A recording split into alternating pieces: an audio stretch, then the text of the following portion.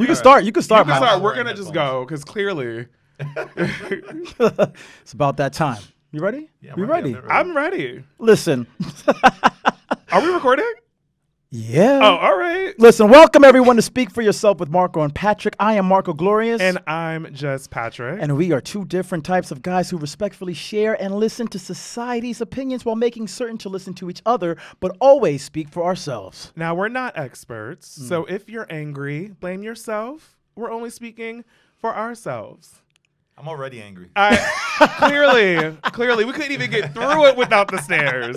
Listen, guys, we have a very special guest in the building today. I mean, the people who are listening and not watching probably already know who he is because he had to interrupt. My voice is not that distinct. It's very recognizable. He's on the radio, guys. I have Morgan Freeman's voice. He's on the radio, guys. Power 105. No, serious. The young legend, like this guy. I have to give him his flowers now because this guy is one of the greatest DJs, in my opinion, of all time. New York City, I'm going to give you some flowers, sus. New York City nightlife, this guy has been killing it from Greenhouse. I used to be a little kid, right? Now he just made me sound old. Yeah, he literally just dragged you and giving you the flowers. No. When you go into spots like Greenhouse on Monday nights. He was 18 and you were fully 8. Okay, but no, seriously, Sus One, DJ Sus One is here. Power 105.1's own Dash Radio, Sirius Satellites, the impeccable, the incomparable DJ Sus One. What's up, sus? Yeah, clap, air claps. Yeah, no sound effects. Let me just fix the intro real quick. Oh, you got everything to say? Get into it, sus. No more Sirius XM. I used to work at Sirius XM, but I still respect those guys. I work for Power 105.1. I do Dash Radio. Ooh. I do jamming in Boston. I do Maryland Live 97.5. I'm Mariah Carey's DJ. Check. And my brother Marco and just Patrick here also work with me at the Wendy Williams Show because I DJ the Wendy Williams Show. Indeed. And we're here to talk to you guys. God damn it. You see what's funny? Because it's funny that you mentioned that, sus, because had I done the intro, I would have gotten everything right. But, Stab. I let him do it because I was like, you know what? Everyone say I talk too much on his damn podcast. So I'm like, let Marco do it. And you see what happens? You see what happens when you let Marco do things. People like me more than you. Listen, I'm sorry. They can like you, but the checks are still clearing on Thursday for me. I'm just more lovable. I'm a more lovable individual. I feel like this is sabotage. I feel like y'all set me up. No. Now you getting me back for some things. I feel like y'all both here and I'm going to get dragged, pulled everywhere. It's going to be a lot. You try to do that to me. I didn't do a damn thing. Listen, this is all love. It's always. No, but we're here talking about. Is this what you guys do? You guys argue on the podcast before the interview? Not really. Clearly, guys, he hasn't listened to the podcast. So the fact that he's here is Marco's decision. No, here tonight. We're talking today about just New York City, nightlife, club life. We have three individuals who definitely were in and about out on the town on a regular basis throughout, I guess, the heyday of New York City. Some people feel like New York City is not what it used to be. It's not. You're really going to go with that opinion right now? I will 100% agree and say that it's not. I mean, I don't know if it's an agreement, but I don't think it's the same that it used to be. Sus One and I have had these conversations. We've spoken about how certain clubs or certain days of the week we just had to go to the certain spots, like Lotus on a Wednesday, or Sus One used to DJ. Was Greenhouse on Mondays, right? No. Well, Greenhouse I did a couple of days, but it was Griffin on Mondays. I also did Cherry Lounge on Saturdays that was owned by Timbaland. Oh, that's right. And my brother DJ Clue and somebody else. And, there's been endless clubs over the years, like Club Envy and so many different clubs. But let's talk about it, man. New York City nightlife, I think at some point, instead of leading, I feel like New York started following. Okay. I did Pink Elephant on Sunday, sorry. There's so many different clubs. It's that old age, y'all. The memory's going on. Exact facts. The old age. Pink Elephant used to be a vibe. But I feel like at some point, New York City stopped leading and started following. I feel like bottle service started becoming really prevalent. Yeah. I feel like promoters stopped caring about the actual quality of the party and started caring more so about the celebrity of the party, which is not a bad thing, but people just stopped having a good time. And that's when New York City was known for these amazing parties where people from all different walks of life would just show up. You wouldn't even expect to see so many different types of people in one venue. And then you'd hear the music that you love listening to, and you would see somebody that's completely different looking from you, vibing out to the same shit. Yeah. You know what I'm saying? And that's what like New York City used to be about. Not so much so anymore. I know, Patrick, you were a club goer. You were a patron. I mean, from the gay perspective, we had like Limelight, we had Splash, we had XL Lounge, we had all these places that, you know, the same thing used to happen. You used to see random celebrities, some celebrities that weren't out, chilling out there, and like it used to be a moment. And it wasn't even like people there with their phones trying to expose someone. It was just people just showed up and had a good time. And you would walk in saying like, this DJ's spinning here, and it would be about the people and not really about like the money that the place could make. More so, it was just about the experience. And I remember going to Limelight right before it closed in like 2007 when I was like 18, and I wasn't even supposed to be in there, and I was like having a good time. I just like got in, and it was an experience. And Limelight, I mean, the place that used to be is that church right on 20th Street. Yeah, no longer there. Julan. Yeah, well, it's right next to Julan. It's like now Temple Gym or something like that, or whatever it is. But it was kind of the same scene. I don't know. For me, as I mentioned earlier, the whole club scene has just changed in a different way. I think it's more about kind of monetary gain and not kind of the patrons kind of enjoying themselves. I can't really speak to that because I've never been a promoter. I know y'all kind of been in there. I know from the patron perspective, it's changed in the sense of like, it's more about, all right, you paying to get in. This is kind of what it is. And it's not even enjoyable. It's like you go in and it's either overcrowded, these watered down drinks, and you're not even enjoying yourself. Like I like to dance when I go out. Nobody doing that shit anymore. Yeah. Everybody's like standing there with their damn phones trying to like get this shit on the gram to get some likes and follows and shit. And I don't want to go to a fucking party where a TikToker is like trying to be like, I'm here to get some followers. Like I want to go to enjoy myself, get drunk, and do other things. Drugs? I'm not saying that on this. But okay. that was definitely a big thing. I was a partier. And so I did everything you could imagine in the bathrooms, on the dance floor, all of that. So you're saying you kind of are agreeing with me. Yeah, 100%. Yeah, so that's one. What about you? Like, what do you think kind of changed things as far as New York City party life? I think a lot of things took place that changed New York City nightlife and just nightlife in general. Number one, I used to carry 10 crates of records to the club. Oh, wow, you're old, yeah. Yeah, wow. Thank you. Yeah. That was late 90s, early 2000s. No, that was early 2000s. Now, not old season. But now, yo, Patrick's a dick, yo. Yo, but now, you know, people have laptops and Serato, which made it that anybody could DJ, including the promoters, including bottle hosts, including just random people like models and actors and actresses just become a DJ because they have access to the music, which made, minus the celebrity DJs, which made the promoters want to DJ. People DJ for $200, $300. Sometimes promoters DJ their own party for free, and they really don't know how to DJ. They're just music players with a laptop that press play. Let me ask you about that. It made the experience worse. That's one element. Go ahead. We'll talk about that element. Because one thing I respect about you is that you actually do the work and you actually know how to spin records and stuff like that. And I mean, not to throw any shade, it was really impressive just to see that. Because now, like you said, when you go out, because I am in like my mid to late 30s, right? So when I went out, you kind of saw those DJs that disappeared and had like a track just playing and all that stuff. But back in the day when I was just starting out in my early 20s, you used to see the people scratch the records, and that gets me excited because it reminds me of like old New York. They curated the vibe, the event. Yeah. Please correct me if I'm wrong, Sus. That people could literally have that in their pre-recorded set now with like basically an audio file. And they don't even have to do that. You can still get those scratches, but they're not actually doing that. Yo, brother, there was a celebrity. I'm not going to say his name, but there was a celebrity in the mid-2000s that I DJ'd with when Serato really started, bubbling. I'm trying to do my math just to get the celebrity, but keep going. Nah. I don't even think he's a celebrity anymore, but he was a celebrity. But he was a DJ also. He was a celebrity turned DJ, and the crowd was going crazy. And I went to the DJ booth, and it was a whole pre-recorded set, and he was pretending like he was DJing. Wow. Exactly. Listen, so this shows you how fucked up the game is. So that's one element of it. Anybody could be a DJ now, and it took away the experience of people like that we grew up listening to, like Kid Capri, who gave you an experience, or like SNS, or these guys that really were incredible DJs. You know what I'm saying? Promoters don't know how to promote anymore. It takes a community of 10 promoters just to push one party. Damn. And they got social media. They don't do the footwork anymore. You know what I'm saying? Bottle service, what Marco said earlier, is a big element of it. Every bottle service became popular, and it made it more about the bottle service and who's in the party. Like, I come from the era where celebrities were left outside because they couldn't get into the party. Yes, I remember those stories. You used to read that shit in page 6 in all the gossip magazines, like so-and-so couldn't get into such party. I'm like, the fuck? That's real just talk. crazy. Yeah. I want to tell. Can I tell a story real quick, How real long fast? is it gonna be? It's a little story. It's a short story. Okay. But I remember one year after the VMAs. This is when I was working for Bad Boy, right? And Puff threw a party at Show nightclub. It was like Show a 40th was classic. Show. He threw a party at Show nightclub, right?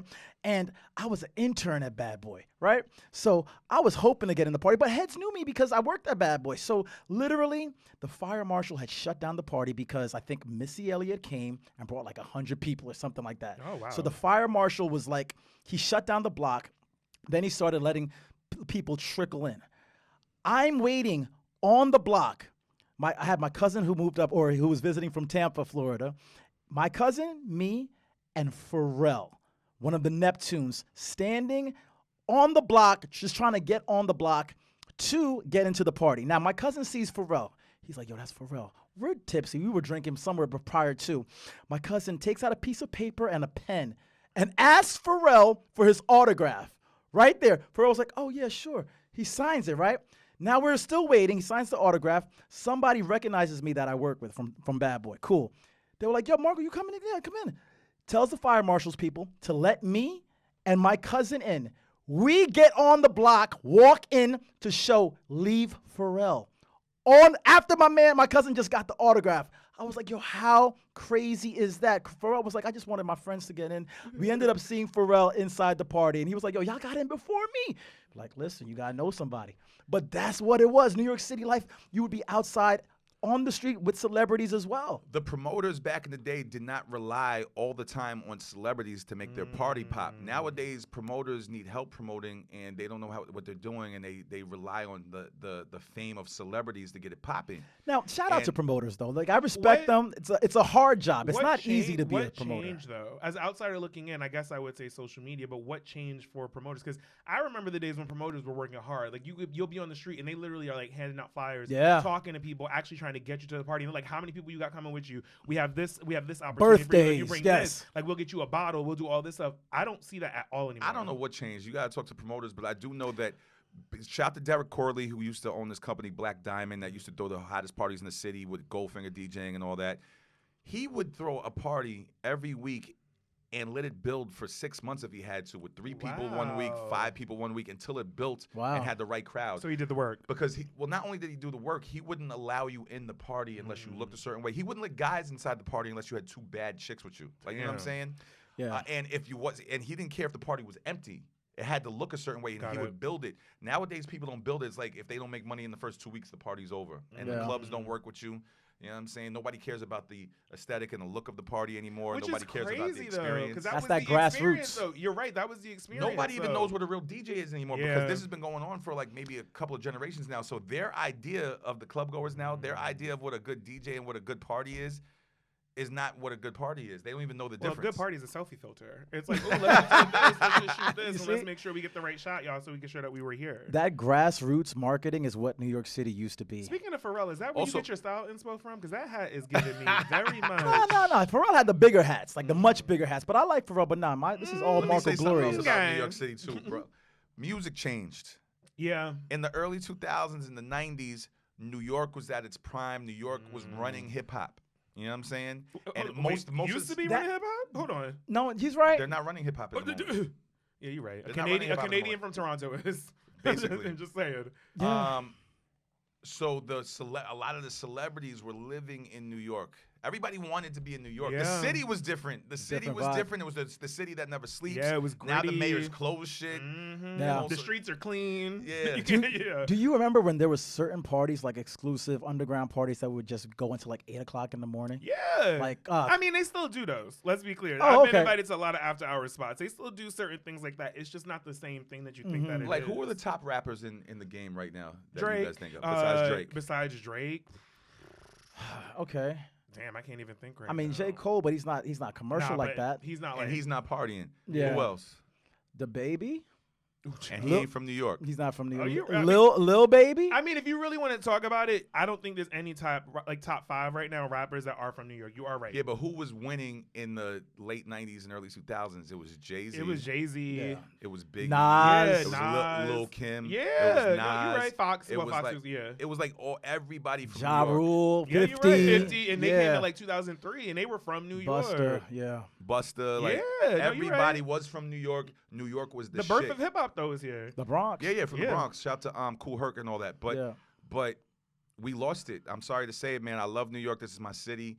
I live here, and we do have talent that's moving here. Like shout to A Boogie, shout to Bobby Schmurda, shout to a bunch of people. Shout to French Montana, shout to the ASAP team. But these guys, like French Montana, told me with his own mouth that he had to go down south to pop off. I read that. Yeah, everyone's going down south to do all that. So. Yeah, so the energy is just not the same here, and instead of leaders, there's been a lot of followers here, and I don't know why that has been. You mentioned down south, and I often think about Atlanta because Atlanta gives me like old New York vibes sometimes. Because when I go down there, the energy is very different. A lot of people move from New York. But a lot of people go down there, and their parties are giving me like how it used to be. Like they didn't even close during the pandemic, bro. But that's what I'm saying. Like you go down there, and those parties are late. They're like it's all gritty, it's dirty. People are out, like especially our people that look like us, are like out there like promoting and doing things. But you know what? But they are like ass backwards in the sense of like late to the party kind of thing, because like they kind of. But it seems like that's where it's at right now. A lot of people moved from New York to Atlanta, to Miami, to Tampa. But is that just because of a new space? Like the energy up here was like, yo, it's getting too like bougie up here. It's getting too like this. It got expensive. It got expensive. I mean, New York was always expensive, but that's what happened. And New Yorkers, we definitely were known as leaders. And I still think that we are to a certain extent. But, you still tell somebody that you're from New York out of town, you get a certain amount of like, respect and clout. So. I think it's still a staple. New York person is like, oh, I like that New York swag. So that, in my opinion, is why those parties in ATL popped off, those parties in Miami popped off, Vegas popped off, and New York fell off because people started leaving. But what's New York swag now? Because like we're 3 New Yorkers, but who we know that's really actually from New York that lives in New York? What swag do we have really? Because people ain't coming from New York anymore. They move here, but niggas ain't from New York. Well, as I say, the whole ASAP squad, they're holding it down as far as like I mean, we're considered millennials still, bitches right? live in LA. I'm talking about who here is in New York, like making New York hot right now. Who's here in New York? I'm still in my mind thinking about like the top 5 people like actually from New York, and it's really yo, bro. Real talk. A lot of the people from New York don't live in New York anymore. That's what I'm saying. That's true. Yeah, a lot of them don't live in New York. Like. I mean, we still here though. I missed the late 90s and early 2000s. Like, we got Fat Joe and Remy hosting the Wendy's show coming up. Yeah. And Terror Squad was running at one point. Rockefeller was Heavy. running at one point. Bad Boy was running Heavy. at one point. Rough Riders was running at one point. Yo, you got exactly. You're right. All these damn teams were from New York. Word. Also, G-Unit was from New York. Yeah. G-Unit. Yeah. And then, not for nothing, it was all year round. Like, even the summer, like the Rucker basketball games. The basketball games would be impeccable. Let me say something, too. And 50, don't be mad at me because I know he gets sensitive about certain things. I've heard other people say this. And this is not just the clubs. This is just New York hip-hop in general. And before I say this, I want to say we do have energy right now. We do. But it's just not on the level it once was. Yeah. No, not at all. Just yet. Not at all. But I think 50, I don't want to say he's responsible. I don't want to say he's responsible because people have said he's responsible. But I think he contributed to New York losing some of its swag a little bit. How so? Because he became so huge in the game. Like, he was on the level of when Get Rich or Die Trying came out. You're right. It was a worldwide like he crossed over. How Snoop Dogg Doggy Style was. But he crossed over in a way that like it was insane. Like everybody all over the world was listening to this black man from Queens, New York. Exactly. You're right. So he was on another level where the whole planet Earth was on 50 Cent mode. But he didn't sound New York. No, that's not what I was gonna say. Oh, okay. He let him talk. I'm letting him talk. No, 50 repped Queens. I don't want to take that from him. He repped Queens. But what did he do? And it was because of what he went through and, to get where he was. What did he do when he got on? He helped destroy Murder Inc. You're right. He tried to destroy Nas. No, he you're tried right. He tried to destroy Terror Squad. He went at Fat Joe. Yeah, and he tried to destroy a bunch of He tried to teams destroy out of Kim. New York. No, he tried to destroy and Kim. Jadakiss. He tried to destroy Jadakiss. He went at everybody. He went after Kim He too, tried to destroy Dipset. Yeah, by the way, yes. shout to D Block because we forgot to mention them with the crews. But so he basically went at Dipset Dipset from Harlem. Yo, D Block, Terror Squad, Nas, Puff. Yep, Bad Boy. Yep. And everybody. And he robbed everybody on he this was track. So No, this is after that though. Yeah, I know, he but was still. so influential. He was that You're when right. he did that, people were riding with 50. So he kind of pulled people away. You're actually not right. I might actually. He's no, not you're 100% responsible. Right. I don't want to say he's fully responsible, but he But contributed. someone with that gravitas and someone with that influence and someone with that power should have done something different. Should have unified unified New Yes, York. you're right. Because what he ended up doing, and I have to say, I'm guilty to this too. And I know people listening are gonna be like, "What?" When he went after Ja Rule, I was like, "Fuck Ja Rule." I was dead. I was like, "Fuck that." Shout out to my brother 50 Cent. Shout out to my brother Ja Rule. Shout out to everybody. I'm just telling like y'all both. my opinion. But they were 50 hard. also contributed to hip hop Yeah. in a way that almost nobody's ever done except for like Snoop But Dogg. he wanted to be, I think, top dog, and he was gonna take everyone away. Like he even went after his own G Unit dudes. Like he was Did a game, yeah. No, but dead ass. I think he wanted to be the top dog, and he was like, I'm gonna take everyone out who is around me that's repping this. I'm gonna be the only dude. He had different. That's a little bit of it, but he had different issues. Like his issue with Ja Rule was street and personal. His issue with Jadakiss and Fat Joe was because Ja Rule came out with that record New York after 50 felt like he finished Ja Rule. So he felt Fat Joe and Jadakiss was helping him rise back back up. Got it. You know what I'm saying? Because I was in the clubs when that record came out. New York was one of the biggest records in the club at the time. But like you grew up in the 60s, 70s, so like you remember. Yeah, right. First of all, let me fix this too. I was born in 78. This guy over here, Patrick, always tells people I'm older than I am. I'm not 50 years old because he said that. I'm doing the math in I my was head. born in 78. Yeah, let me clear I'm 43 this years old. Because y'all was messaging me. He's not 50 yet. But he's not 50. He killing it. You killing it with your age. You looking good, bro. Yo, but not for nothing. Yeah. I'm gonna say this. Well, I'm gonna ask this question. The fact that 50 had the bullet in his jaw. Like, it kind of contributed. Like, he had that southern twang. A lot of people didn't realize that 50 was from New York. Let me say something else. No, I'm talking about his cadence. Let me his say cadence something else. and his twang when he rapped. He knows this because I interned at Columbia Records for Trackmasters and all that when 50 was signed there. And he was phenomenal. I was the first person to leak How to Rob, by the way. Shut up. You wait, time out. We got an exclusive? It's not an exclusive. You leaked that? He knows, yeah. So nah, you leaving me hanging? It was the first version of How to Rob that people don't even have it unless you have my mixtape because they edited it and took certain things out of it. Let me get that after this. And 50, I met 50 back then, and he was phenomenal. He's a phenomenal artist, but his voice sounded a little different. After he got shot, everybody was, because he sounded Southern. He was New York, but he was also repped by Dr. Dre. And so people were like, he had everything. He had the West Coast, he had the South, he had You brought up a good point. That makes sense. It makes sense. And he had the story. Yeah, bro. Had it. Yeah, I was DJing my first club ever. Not my first club, my first weekly club ever, Club Hollywood in the Rochelle. When 50 Cent came out with Get Rich or Die Trying and Wanksta and all that, and In the Club, I have yet, and I've been a fan of hip hop since the beginning. Yeah. I have yet to see a hip hop album since I've been alive have that much of an impact. You won't. In the club. I don't think you'll see it. Not in this era. I don't think you'll see it ever again. When In the Club came out, I remember I played. You're right. Don't cut the whole song off. Yeah. And the whole fucking crowd sung the whole record to the end. Wow. With after I cut the shit off, his impact. You could play his whole album in the club when that shit came out. So shout out to 50, but I think my only complaint about that whole time is he should have unified New York instead of went against everybody. But what happened in hip hop that it became like this like dog eat dog match instead of like a unification thing? Because like people used to talk shit all the time. Like we had East Coast versus West Coast before 50, but somehow, some way, I remember when like was it Snoop that kind of went into the award show? He's like the East Coast don't love like Snoop and all that stuff. So there was always that like I guess that competitiveness in hip hop in general. But something changed. I think, and I will agree, I think it was when 50 kind of came into it, when it got, like, mean and people were like... It was personal. It was before that, though. But, like, he destroyed someone's career, essentially. Yeah, and he literally had the world saying, like... I remember I was watching 106 in Park, and some girl had the bald face to say on camera, I'm tired of Ja Rule always crying in his videos. Like, he's just not my vibe anymore. These hip-hop fans aren't loyal, bro, because they were right back on Ja Rule when New York came out. And the wonderful record came out with him and R. Kelly. And they were back on Ja Rule.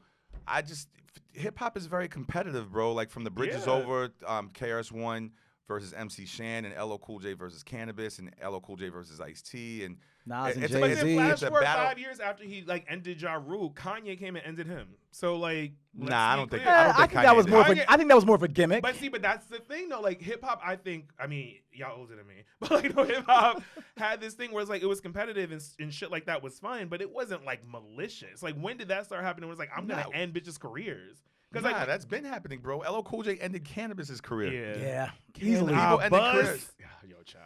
People always shift. So the thing about hip hop is whoever is the hottest dude is who everybody shifts to, and it's like a battle culture. Like whoever. Yeah. So you know when people go you at gotta have each the other, talent. whoever's the winner, people shift their energy to that. Yeah. Marco, what do you think? I think that yes, 50 could have unified New York, but I think that he wasn't thinking that way. Like he just got on. For the longest time, he was So throwing. you think he was hungry? He was super hungry. Yeah, so he super. was like, he "Fuck was that, I'm throwing getting rocks mine." at the Yeah. throne. The how to rob. He literally robbed everybody in the fucking game so he could get on. So now he's on. He's like, you know what? He didn't literally rob them. He had On a rap wax, rider. on Yeah. wax. But he put it on wax. He was like, yo, he robbed everybody. Like who? But the it fuck? was clever. And it Very was clever. smart. But not for nothing. There's this clip that went viral about Jay-Z talking about. He was talking to Rockefeller like, yo, y'all gotta put out as much music as you can because 50 Cent is coming. I heard this. He 50 knew. Cent is coming. And there's But only a Jay-Z was always- there's only a handful of artists, in my opinion, that popped like to monumental levels. There was Jay-Z, obviously, DMX. When he fucking popped, you saw that time he performed at fucking, begins with upstate New York. I think I know what you're talking about. That big festival? The festival. Yeah, I know what you're talking about. But I yes. don't remember the upstate New York. But I know what you're talking about. Woodstock, So, correct. Yes. And you He had looked like white he was people, performing you for the had- whole world, yeah. right? He popped off that way. 50 popped that way. Mm-hmm. And once he popped, you just had to sit on the sideline and wait. Well, 50's story is one of one that I've never seen this happen in hip hop, bro. 50 had the streets on lock. Then he unfortunately got shot 9 times. Yeah. And then he came back like Superman, supernova, and went at everybody. Yo, bro, I've never seen nothing like that. He came back like he didn't get shot 9 times, like a gangster, and went at everybody. I'm and a went fan. At But that's also everybody. because the talent was there, though. I don't Yeah. think the reason why what you said earlier about how like Well, hold on, let me finish this one thing. Not only did he come back and go at everybody like he didn't get shot 9 times, he came back with the music even better. Yeah. Then he got it co-signed by the 2 biggest people in Yeah. the game, which Yeah. was Dr. Dre And Eminem. And he went at the hottest crew in the game at the time. Shout out to my brother Irv Gotti and my brother Ja Rule. Yeah. They were the hottest at the time. He went at them. So the story was just, and then he had the chain, which some people said that was the chain that got stolen from Ja Rule. I don't know if that's true, Ja. I'm just telling this what I heard. And I don't know if you remember the gunshot was on the chain on the cover of Get Rich or Die Trying. Oh, yes. So it was just the whole story, like this whole fucking shit like this. It was like this guy just came back from the dead and went at everybody in hip hop and got co-signed by the illest guys in hip hop. Yeah. I've never seen anything like That's that. good PR. So it was great. Was but that Interscope? That was Interscope, right? Interscope, yeah. Yeah, that's good Interscope, Aftermath, G Unit. But now, so you're saying. No, I'm sorry. Interscope, Aftermath, Shady Records, Shady. G Unit. Yeah. So that kind of definitely, it took away from New York City nightlife because this artist who was so big wasn't really fucking with New York like that, right? I don't want to say he took away from New York City nightlife, but he contributed to New York City having not being unified, having less swag because he did and which I think was. I don't want to put it all on him, but it contributed to. I get what that. you're saying. Like, you know what I'm saying? I don't think. I mean, what you said earlier, I completely agree. I don't think there'll ever be a New York rapper who kind of did what he did though, because I think Get Rich or Die Trying sold like the only other rapper probably that beat that album is probably Eminem, and he's from like Detroit. Because but it took him a few albums. M said himself, "I wish my first album sold that much," because it took him a few albums to get that high. Because what 50 did was insane, and I don't think I'm happy that I was alive for it. I'm happy that I was like here for that. I don't think there'll ever be anybody like that. And I meant to say something else. He also is another person who had to leave New York. Yeah. And he got co-signed by Detroit and the West Coast to pop off. Yeah. And you know who the biggest New York artist after him that ruled the world after him years later came out? And you should know this. After 50? Yeah, years later. Oh, Nicki Minaj? Nicki Minaj. Well, I knew that. Yes. Yeah. And she got co-signed But she also left by New York. Lil Wayne. But she also went. Yeah, she got co-signed by someone in Miami. And Birdman. But she also moved down south to Atlanta. You know what? I blame Patrick because people like What no, the hell did I because do? no. I want to blame you because you know what? People like you, people in New York don't fuck with people in New York. I don't know why that is. Nikki said because that actually, people no. like you will be hating. Nikki said that too. Nikki said this on an interview with Charlamagne years ago. They were like, oh, because Charlamagne asked her, like, why don't you rep New York? She's like, because y'all don't want me to rep y'all. She was like, I come here and y'all treat me like shit. So I go somewhere else. I go to London. I go out of New York. I go to all these other clubs, and they show me so much love. I come here and y'all be judging me like, oh, you're not repping us. You're not repping us. Like, so why am I gonna come here? They be trying to clown you about your age and shit. You know what I'm saying? Is that a dig? There is something, but guys, by the way, we're all from New York. I love New York. And I'm from New York, New York. This is my home. I rep 914 New York, but there is What's that upstate? Yeah. You like Yonkers, New Rochelle, Westchester, Greenberg, that's I'm Mount Vernon. I'm from New York, Manhattan. But you gotta have a little money to be in Westchester, though. That's He in Scarsdale. You know what I mean? The Locks is from Westchester. They're from Yonkers. That's the hood. Oh, yes, Yonkers. Heavy D My and nigga over all here had a of them bar was mitzvah, from. child. He got money. I never have money. Shout out to Adam. Adam, I money see you, now. Adam. So look, shout to 914, but I lost my train of thought now. You guys made me lose my train of thought. This guy. That's always what I do. It's this guy. I always try to just change the narrative. We were talking about how New Yorkers don't show support to New Yorkers. Oh, yeah. So I said we all love New York, but there is something here where people seem to hate on each other and don't support each other like that. And I don't know what it is. Perfect example, because you spin records on the radio and all that stuff. And do people from New York actually call in wanting to listen to New York artists? Are there people who are calling like, I really want to listen to this artist from New York, like this up and coming artist? Like, put that ASAP record on. Put this record on. Put the Nicki record on. Or Cardi. Put the Cardi Yeah, Cardi Cardi killed on. it. No, but not for nothing. No, but yeah, Cardi probably is the most recent New Yorker to pop off on some monumental level. Yeah, she crossed over. Yeah, she definitely crossed over. she's the most, in my opinion. Right? I think, Cardi's one of them. But are people calling wanting New York artists? I think Pop Smoke was on his way. Oh, yes, I was just going to mention Pop Smoke. And He was on his unfortunately, way. God rest yes. his soul. But Yeah. people want New York artists. There's New York artists that's popping right now. Yeah. But unfortunately, the younger generation listens to radio, maybe not at all. They listen to more like YouTube, Spotify, Apple Music, TikTok. Yeah, they do. Yeah. So So that's why all these artists making these TikTok records. Let's get something that goes viral. Shit's whack. But how whack would it be for your favorite rapper to be doing something on TikTok? Is that whack? Because I feel like back in the day, we would laugh.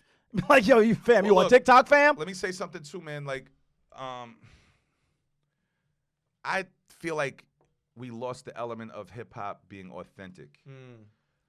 Like, look, I'm gonna say this. I thought 6ix9ine was phenomenal before I realized he wasn't authentic and he was a snitch. No, I'm gonna keep it real with you. Before I learned that he wasn't not authentic, he did not live the life he was talking about, and he was a snitch. I actually enjoyed the music because he sounded different. He sounded like a rock and roll hip hop star. Yeah. Onyx. Then I started. Yes, he sounds similar to that. Then I started realizing that this man, what he's rapping about, is not what he lives. And then he snitched, and some people who aren't from that life, and I'm not from that life, but I'm around enough people like that to understand the mentality. Some people defend him, but the problem with that is if you join that life, you know what the rules are from day one, and you're not supposed to renege on the rules. No matter, I don't care if they kill your mom. If you're from that life, you're supposed to handle it in the street way. It's like mafia rules. Correct. But not for nothing, Sus, the argument could be made that most rappers aren't from that life. PSA, I'm not from that life. Well, so no, but don't DM me on anything. I am not from that No, life. DM him. He act like he from that I'm life. not talking about this life, so don't try to shoot me, child. I'm not from that life either. But no, most rappers today, I come from the era where, I'm not going to say everybody, but majority were authentic rappers. You know what? You mentioned authenticity, which actually I think is something to take cadence to, actually, in a sense of like, if we even go back to this whole overlining thing of like nightlife and life, authenticity I think has been lost. Talent level has been lost. Facts. In many things, whether it be promoting parties, artistry, all that stuff. Do you think that's really what caused a lot of this shift in everything that we're talking about? Because the talent ain't there. I mean, who is a current artist that you like, yeah, that person's gonna be here like 5-10 years from now? Because it's all hard to say. It's very all superficial in the sense of like it's right now. I think there's talented people out there, but like they ain't doing what people used to do. Like, are legends being made right now? No, I don't think so. Drake is a legend. Drake is a legend. Yeah, he's gonna be a legend. But Drake also came out over 10 years ago. I'm talking about like who out in the last year or so do you think actually has like some longevity? I think like Doja Cat, but Doja Cat really isn't like hip hop to me. Doja Cat is very But talented. she's also a versatile artist, and I think what she's doing is very different. But Summer Walker, very talented. This is not hip hop though. Yeah, no, but Doja is hip hop. We're talking about hip hop. We're talking about hip hop. Yeah, and I don't think there's really any. It brings back the authenticity thing. It's like once we see kind of that you're not really about that life, we out of here. We're like, we done. But nobody's about that life anymore. I think there are some people like that. Like they may not be getting a bag. Like, I'm gonna say this. I think Lil Nas X makes good songs. But he's not. I mean, he's doing hip hop music, but I don't think he's like a hip hop artist. Yeah, I feel like he's more of a pop star. Yeah, and I think he wants to be. And listen, I appreciate what he's doing for the community. I appreciate that he is putting out black gay music, and that's great. But I don't look at Lil Nas X saying like that nigga's hip hop. Like I don't think. I feel like nobody listens to Lil Nas X and be like, "Did you hear the bars he just spit?" Like, no, exactly. Thank you. And you actually bring up he's a pop star because we all from New York, and I think it goes back to the authenticity. Like the reason why I fuck with hip hop is because like I like wordplay, I like metaphors, I like bars. People ain't doing that shit no more. Well, I think Lil Baby is dope. I think once you get through what he Lil sounds like Baby. sonically, he's dope. The Baby and Danny Lay's Toxic. I know what's going on trending in news now, but I think The Baby is dope. But yeah, there's only a couple people. The Baby's clever. Like, the Baby is clever. I have listened to some of his stuff, even though how toxic his ass is, and we not getting into that. Yeah, shit. there's only a couple of artists that I could really say I fuck with, but it's nowhere near on the level of when we mentioned To Me. Yeah. And I don't know, people say we sound old when we say this, but to me, it's not like what Hov brought to the table or what Biggie brought to the table. What even if we move it further up, like T.I. and all these T.I. the king, yeah. You know what I'm saying? Like Nicki, Nicki's. Let me tell you something about Nicki. He's a beast. Let me tell you something about Nicki. Nicki on that Monster record, and I remember Kanye talked about it on the radio. Yeah, she killed Kanye, who's yep. one of our greats. Yeah. She killed Jay-Z. Who's definitely top five. Pull up in the Tonka automobile. If you ask me, Nicki is one of the top greats. I don't know if she's top 5 or top 10, but she's up there with the greats, bro. Like, watch your mouth. She's definitely top 10. And I think a lot of people take out of top 10 because she's a woman, but we're not gonna get into that conversation. No. But we're talking about my list. There's a lot of people, bro. Like, but she's definitely one of our greats. Yeah. Like, and I think people need to start understanding that. Like, don't be comparing her to a lot. Like, she's one of the greats. This is all opinions, but yes. I think a lot of women don't get their credit because they're women, but I think she's one of the greats. No, she's a beast. I don't know what y'all talking about. I give a lot of women credit. Like, to me, MC Lyte and Queen Latifah are the greats. You love your mama, and I appreciate that. Oh my God, but people really don't give these women their credit. Certain people, but no. Lil' Kim is one of the goats. Absolutely. Queen Latifah is one of the goats. Thank you. MC Lyte is one of the goats. Been a goat. Foxy Brown is one of the goats. Yes, a writer. Lauryn Hill. Lauryn Hill. Lauryn Hill is probably the best female. Lauryn Hill. She might be the best male too. Yes. Lauryn Hill is one of our greats. The only thing I got to say about Lauryn Hill is the same thing I say about Drake. She don't be showing up on time. She don't be showing up on time to her shows. Say it though. Nah, I'm gonna keep it real.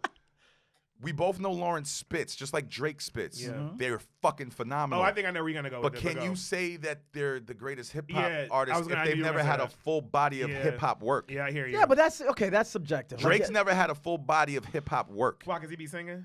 Yeah, it's a mix. It's like a mix album. He's like R&B hip hop. Yeah. He'll have a hip hop record that's phenomenal, but then he'll have a singing record that's phenomenal. I do. He doesn't have an Illmatic. Yes, he doesn't have a Ready to Die or a Life After Death. He doesn't have rap. a blueprint. I agree. Because hip hop. I think hip hop encompasses R&B. I think like now you're specifically talking about rap. No, I kind of think because hip hop. Nah, hip hop gotta be you spit to a certain extent. It gotta be bars spitting. Like, you gotta be spitting that whole album. Because Drake is not a real singer. Drake doesn't have a Reasonable Doubt. He doesn't. Like Drake has albums that are classic. Take Care's classic, but they're not full hip hop albums. I agree. He's singing on Find They're Your not Love full album. rap albums. Just because somebody sings doesn't mean that it's not hip hop. Well, what's hip hop to yes, you? it does. Hip-hop isn't So R&B. Mary J. Blige was hip hop R&B. Mary J. Blige is hip hop R&B. Hip hop R&B, which is what he said. All right, let me rephrase this. People who spit, bro, who spit bars. Okay, so it's Ja Rule hip hop. Yes, he was spitting on his album. But he be singing. But he do be singing. No, he's melodic, but he's spitting. Thank you. Oh. So wait. Yes. The DJ speaking, listen to the DJ. No, but I mean, this is the argument. He's not singing like Drake. This is the argument that could be had. Like, Drake is trying to hit some vocals. This is a new time. I think Ja Rule is a better singer than Drake. He is, in my opinion. No disrespect to Drake. But Drake and I think Ja Rule is hip hop. No, but I think I think Ja Rule needs to get his flowers more than just the verses. I'm glad he did that verses because to remind motherfuckers. He's one of the greatest writers in hip hop artists. First of all, I have to say this about Ja Rule. His music. You be fighting for Ja Rule a lot. No, because it makes you feel good. Yeah. And motherfuckers that make you feel good, as far as music goes, that shit is fucking key. In my opinion, If we had music that made you feel good nowadays, because I feel like a lot of music these days make you feel sad and depressed. It's different. So our mentalities are different.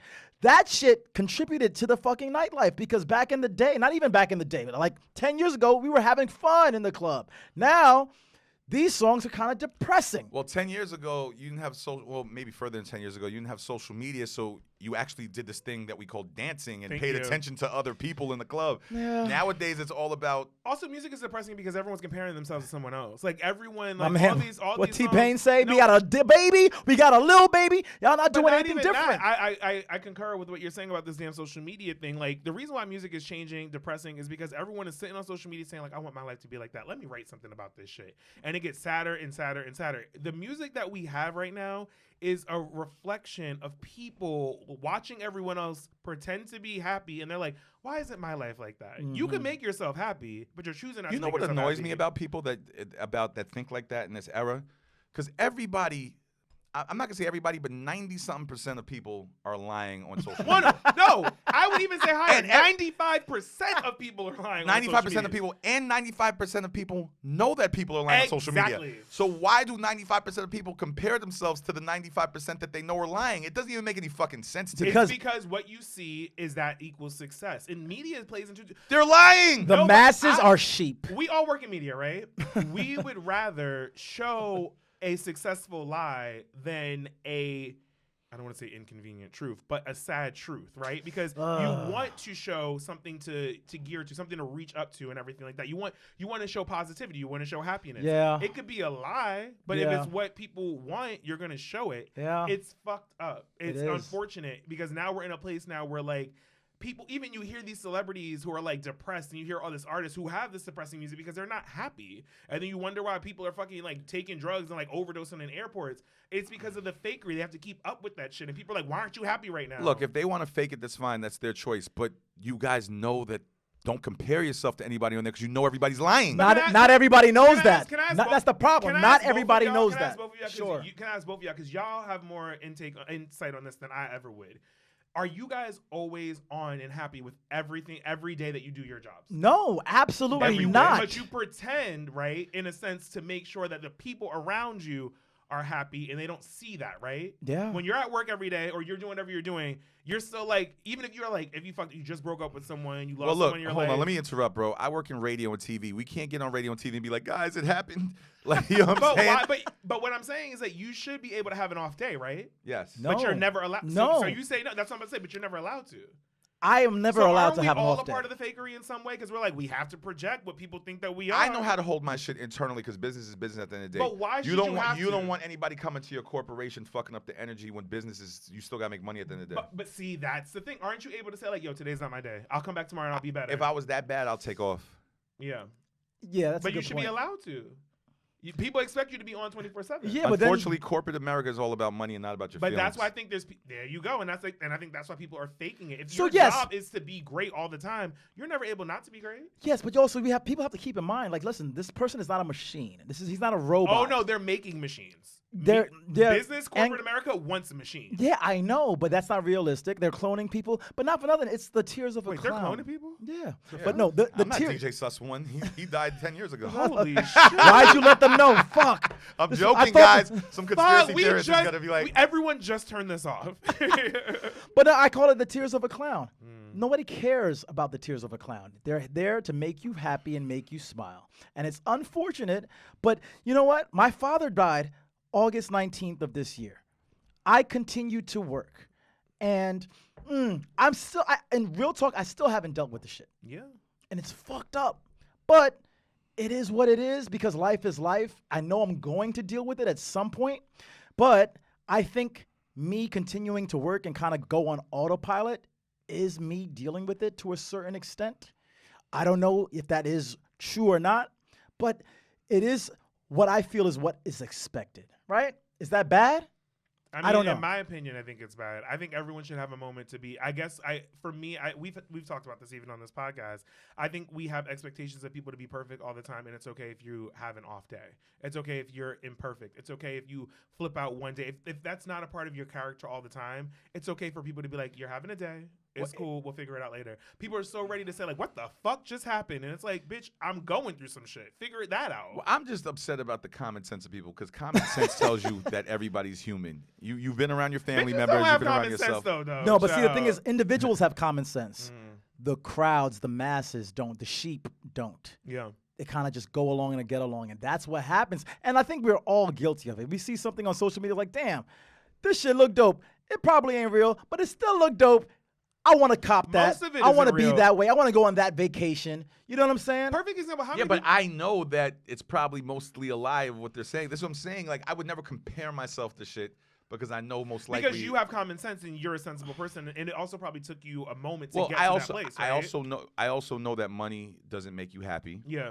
You know, money just gives you a comfortable house, a comfortable couch, a Speaking of comfortable comfortable bed. house, this man got a whole house, y'all. Y'all better, Comfy. ladies watching, y'all Comfy. better. Yeah, but you think in my big house, I haven't been sad. I haven't been depressed. No, but also I haven't gone through breakups. I haven't gone through money issues. But also, aren't you doing that for you though? You're not doing it for the masses because you don't even post your house like that. No. I'm doing it for me. But what I'm That's- saying yeah. is, Nah, if he I posted. did, people would see my house and be like, "Oh my God, he's living the life." No, that I just have a comfortable bed. But I get stressed out. You see I that get humble sad. brag though? He was like, people would think that I'm living the life. How many rooms you got? Oh my God. You see, I'm catching all of it. I'm catching all of it. People think that if you have money or if you're on TV like us or if you're on the radio or if you're doing this, you're around celebrities that you're living the life, the lavish life. No. Some of these celebrities I know I'll never name, but some of them are sadder than the brokest person I know. I'm sure. So I hate that when people compare themselves to people. You never know what somebody's going through. But you know what? It actually goes back to what we were talking about earlier because, like, I feel like that just started. I mean, I feel like I don't want to say it just started happening, but in the last like 5 to 10 years, that's definitely been a thing. We've all been out early in our lives in our 20s where like we didn't give a shit who had what money. We were just out enjoying ourselves. And I'm glad you brought up authenticity because like I won't care if you work at fucking McDonald's. If you have some forthright and you are true in yourself, I'd rather that storyline than someone who's faking to make it kind of shit. Like I don't care about the money situation. It's you know more what? about like who are you as a person. Show me who you are, and that'll be more enjoyable than the fake shit. We've been around a lot of fake shit, all three of us. Yeah. So I think we're able to see, every like, damn we're, day. we're able to decipher whether or not something is At real this or table, not. child. Yeah, I know. I know. So you hear that laugh? It ain't real. But listen, I want to flip the script real quick. Sus one. Yep. Top 5 DJs. Your top 5 DJs of all time. DJ Sus One #1. Wow. I'm gonna say the top 5 DJs that influenced me because it's hard to say the top 5 DJs, but Respect. the top 5 DJs that influenced me was Kid Capri, Okay. Legend. Ron G because he was the king of the mixtapes when I started listening to mixtapes, Funk Flex. I'm gonna put my brother DJ Clue in there because he ran the mixtape scene and he put me onto a lot of people. I don't want to, you know, I'm not saying he's the greatest scratcher or anything like that, but he's one of the biggest brands that ever touched the DJ game. Damn, there's a few DJs, man, like Doo-Wop and SNS. You got one Crazy. more. You got one more. These are all good picks, by the way. I know. Great. That influenced a lot. All on New York radio too. By the way, Kid Capri, I remember one time I was at Central Park for a concert and I was with a girl I was dating and this nigga tried to holler Red at my Alert. shorty. Red Alert. Oh. Red Alert. Red Alert's number 5. Wait, who's the number 1? Do you have it? Nah, I don't really know if there's a number 1 because they all Those are just inspired the me. 5, yeah. They all inspired me in different ways. Kid Okay. Capri, I used to see him at the End of Def Comedy Jam, killing it in his mixtapes. Ron G inspired me in the mixtape scene. Kid Capri used to inspire me to scratch crazy because at the End of Def Comedy Jam, he'd be killing it. You know what I'm saying? And then I heard his mixtapes. Ron G inspired me to create mixtapes that were fire. I started in the mixtape game. And Clue was just the biggest brand. I've never seen. People used to jump over cars to buy a Clue mixtape. Those mixtapes back in the day, son? He ran the mixtapes. Yo, on the Coliseum block in Jamaica Ave, chow. I remember I see. Yo, The Coliseum. Red Alert and Funkmaster Flex inspired me to be great radio DJs. Like when 98.7 Kiss was a hip hop station, Red Alert was killing it with the mixes. And Flex, I've never heard anybody as far as a radio personality in hip hop kill it like Flex. Gotcha. Still killing it. I think. No, He's crossed over generations. I think people who are younger, who knows? Adam's over there shaking his head, and he's fully in his 20s, and he know who Funkmaster Flex is. Yeah, of course. Yeah. Now, And if we're talking about today, by the way, I got to put Khaled in there. yeah. And then there was K Slay and DJ. Oh, see this? so. Top 5. Okay, so now I think this is already out there. It lives on social media or on the internet. But your 5 greatest rappers of all time? I think I know. It's funny. You got Biggie in there. Biggie's my favorite. Yeah. Me and Wendy talked about this, so I hope my top 5 isn't different for what I know, that's what I'm trying to see. Because it always shifts a little bit. I was gonna say. So, do you think you have a 5 and 6 that kind of go in and out? Because because I'm sure there's 3 that are never changing. Biggie never changes, regardless. Biggie never changes, regardless. That's how you know he New York. Mm-hmm. Yeah, no, Biggie was my favorite. You know what? Biggie for me, Life After Death was a double album, and it's the only album I could listen to, especially a double album from front to back, including interludes and everything. And it's a double album. There's no. He didn't fumble the ball on that album at all, and it's a double fucking album. Everybody else who has a classic album like that, to me, is the single albums. Shit. Okay. Give us your top 5. I want to get your top 5, and then I'll try to give my top 5. I got top 5. Yeah. Okay, I know you do. Okay. Biggie, Rakim, Pac, and I don't think Pac was in my top 5 with Wendy. That's the crazy thing. Yeah. LL Cool J dabbles in it sometimes. Sometimes he's not. Sometimes he is. But he's one of my favorite rappers of all time. Damn, KRS got to be in this somewhere. Yeah? No, he's a great, of course, but. Nas. Sometimes I say pun, sometimes I don't say pun. Okay. Oh man, there's so many different ones. All I gotta say is Biggie's my favorite rapper. Biggie is my favorite rapper of all time. We talk about this. You say that all the time, yeah. Yeah. Nobody, his charisma, the way he spit, his bars. I will agree. He was fun. He was like, he was good. But he talked about some real shit too.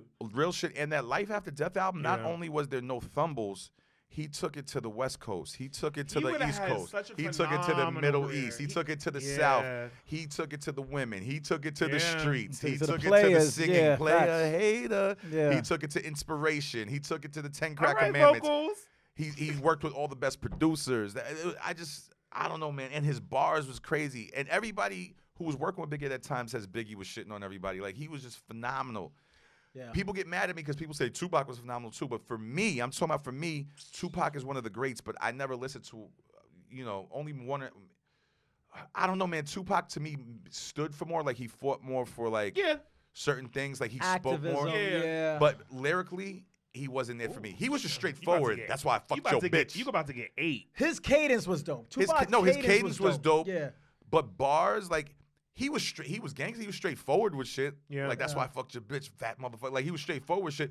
But Biggie Dear was Mama. like, Let's not forget about Dear Mama. No, he was inspirational records. He made incredible records. I don't want to take nothing from Tupac. He's up there in the greats. But Biggie, bar-wise, Biggie was like, the bars was crazy, bro. Okay. No, it's a great 5. And Jadakiss is up there somewhere too. Jadakiss is in my top 5. Patrick, I was going to say Jada's in my top 5. Jadakiss said this line I'll never forget. And it was on one of Flex's albums. He said, "I'm like God because you can't touch me or see me, but y'all know I'm there and y'all know that y'all need me." That was a hot bar, bro. Top 5 is hard to do. Top 10 is much easier. I got top 5. Well, it's because now hip hop's been around 40 years. It got to be by generation now. I was gonna say exactly. You'll actually will see that with this generation in the sense of just like who I think we'll see it with these 3 lists. Yeah, well, Patrick. I was surprised you didn't put Jay-Z in your top 5. Jay-Z. I'm sorry. No. You didn't say Jay. No. You did not. No, let me say something. Jay guys, is your let me say something. No, you did not say Jay. Let me say something. He's in mine, but go ahead. Right. I'm gonna say something. I can't believe I forgot it either. Jay-Z is the greatest rapper of all time. I will definitely say Jay-Z is your favorite rapper's favorite rapper. Jay-Z He's the greatest rapper of all time. Now, let me say this. I think that he wouldn't have been that. There's no way to tell for sure, but I don't think he didn't die? If Biggie didn't die, because everyone always makes that argument. We're not gonna get this because we don't have time to get into this. He said it himself in the record with Blackstreet. He said, "I don't disagree." He said, "A whole world wouldn't forget your name. Let me take them reins." He took Biggie's reins and took that King of New York. When Biggie died, he took that King of New York title and went to. No, you're right. He took it to the next level. You're right. They put money into Jay. Yeah, you're right. But when Jay and Biggie, he even said, the talent was there. He said, if I'm not better than Big, then I'm the closest one. This came out of Jay-Z's mouth. Niggas know Big was crazy. When he rhymed on Brooklyn's Finest, Jay-Z killed it, and Biggie just destroyed it. Yeah. Like, you know what I'm saying? But Jay-Z is by far the greatest of all time, man. Longevity-wise. He's still hot right now. He could drop a record tomorrow, and people will be still checking for that shit. He's in his 50s. And he's fully 50. No, but there's so many different reasons, man. Longevity, catalog. He's also a smart writer. He's very intelligent. In my mind, the greatest rapper of all time has to live on all types of waves, right? You have to live on the radio. You have to live in the clubs. You have to live in the streets. You have to be authentic. Yep. You have to write your own shit. Yeah. You have to live on the. You gotta write your own shit. Listen, you have write to, hold your on. own shit. You have to live on the charts, the Billboard charts. Yeah. Always. And that's DJ talk though. Yeah. So every element of what you talk about, creativity, everything, he's been that, and he's been here. The only person who's been here longer than him killing it is Fat Joe. Fat Joe's been here since like 91 or 92.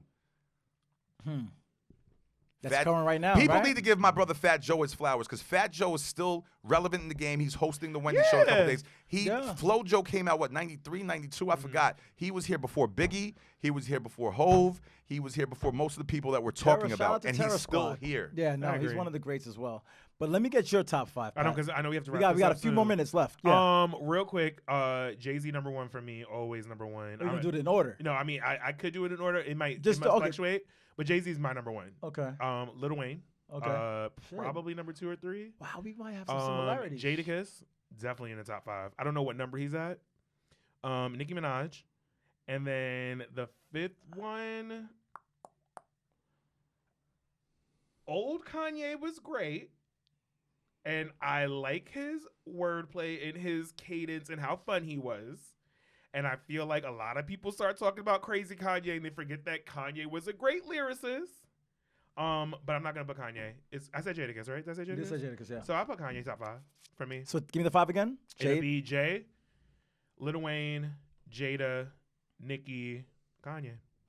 It's a solid list. Yeah. Solid list. All right. I think people forget that Kanye actually is an incredible lyricist. Kanye's a beast. Yeah, but people has wrote for Kanye. That's why I don't ever mention him. Oh. He ain't a writer. I'm not saying he's not a writer. I'm not saying he's not a writer. Drake is a writer too. But in hip hop, the rules are cancel DJ Sus1 on Instagram. Never do that. Never. And I get what you're saying though. In original hip hop rules, if you want to be, I'm not saying you're not one of the biggest, but if you want to be considered one of the top MCs of all time, you have to be right. You have to be. Nobody can write your shit. I don't want to switch it, but like I always go back and forth with Kanye and Nas. But Kanye, I'm still gonna put my top 5. All right. Nas is literally like 5.2 for me. Okay. Because Nas's career is what pisses me off. I think he didn't get the love. Okay, can I give my list? I'm gonna give my list. Yeah, go. Okay, so on my list, I have to throw Jay-Z in there. He's number 1. Jay-Z. Everyone's number 1. Jay-Z. Nas is in my list. Nas is in my list. Busta Rhymes is in my list. Because the comedy, the fun, the It animation. ain't comedy. It's just a fucking performance. Yeah. Like, who shuts shit down? No, you're right. Even videos. Like, not for nothing, I don't really want to pay for people's concerts and shows. I will pay for Busta Rhymes. Yeah. Busta Rhymes is one of the greatest performers of all time. Still. And lyricists of all time. Let's not forget. He's fun. So I said Jay, Nas, Busta. We got 2 more. Fuck, now this is the hard part for me. Now, I love Wayne. I mean, there's a lot to love. I love Wayne. Any dude that can go into the booth and just spit, just crazy. So it's Wayne. And now this last, for me, it's be controversial as fuck. We gonna be like, the fuck? You know what? Like, so for me, I'm gonna go strictly on inspiration, right? And for me, when I was growing up, when I used to play basketball and football, I listened to a few cats to just motivate me. It was LL and it was DMX. I was just about to say, a lot of people leave out DMX. People forget how nice he was lyrically. He outsold everybody, and 2 albums in 1 year. And I'm going to go DMX. No, I think you're right, but I mean, coming from like a mainstream perspective, I don't think that a lot of people listen to like DMX albums. That first album, that first album. Meaning that they sold, yes, but I don't think that a lot of people know his catalog really. They only know like the hits. I think his first album people was listening to. The first album people listened to. Do you think it's people like our age? I don't think, and I think people who are like in their early 30s or their 20s only know like, and like they only know like. Well, yeah, the younger crowd doesn't know any fucking thing about these artists that we're talking about. Fuck them young motherfuckers. No, shit, if y'all listening, we love you. If you listening, we love y'all. Listen, not all the younger crowd, but a lot of the younger crowd doesn't do their history. No, why would they? They don't have to. I did when I was younger. I did my history. No, stop doing that because you do that and then we fucking you play devil's advocate too damn much sometimes, Patrick. Why are you mad? No, because it pisses me off because these younger motherfuckers don't do their history and we did our history. I'm saying we did. I'm saying these younger people choose not to, and that's just what they choose to do. So here's what I'll say about that, because I know you're going somewhere else that you want to talk about, but I don't want to disrespect, but if you're going to study a craft, I'm not saying you need to know everything, but you should know the big facts and you should listen to the big artists, bro. Like you should perfect your craft. You should be a student of the game. You should be a student of your craft. Yes. That's what every great artist did prior to us, prior to our generation. That's what every artist. I don't know. Michael Jackson fucking rocked with James Brown. But doesn't it go back to what we all said about authenticity, talent? Like these kids don't have that. Listen. They don't even know they don't even know who they sound like. It's like, you know who you inspire? Like, you know who you're inspired by? They're like, no.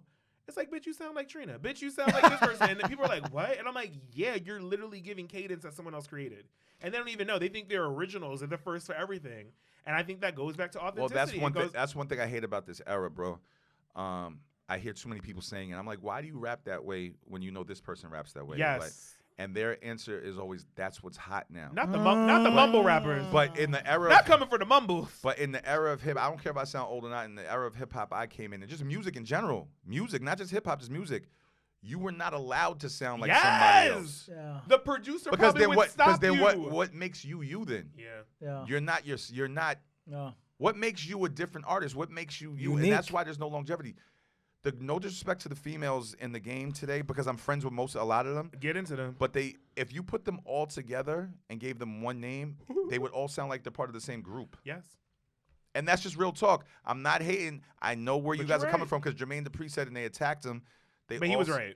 He was right. But, people took it as he was hating. No, it's just that we come from an era where you had to sound original. You had to be unique in your own right. You had to be original. Nowadays, you don't have to be original. They just want everybody to sound exactly alike, and everybody says, well, that's what's hot, so I'm going to sound like that. No, well, then you're not unique. You don't have your individual personality in music. No. Well, Sus, we definitely won't be inviting you back. Oh, my God, this guy. No, it was actually quite a pleasure having you. I appreciate you being here. We covered a lot. We went from New York City nightlife to just hip-hop in general. I think you know what? This episode's about New York. This episode's about hip-hop. This episode is about just the gritty shit of what it is. And we're three different types of New Yorkers. Fully. Speaking for ourselves. Speaking for ourselves. No, this was great. And we have our 3 lists. I think my list is the best, by the way. I think my list is the best because of the top 5? Yeah. Bitch, shut up. Listen, and no, DMX, not for another Eminem. Eminem, shout out to Eminem. Eminem should be up there. Okay. Eminem should be up there. I'll leave it there.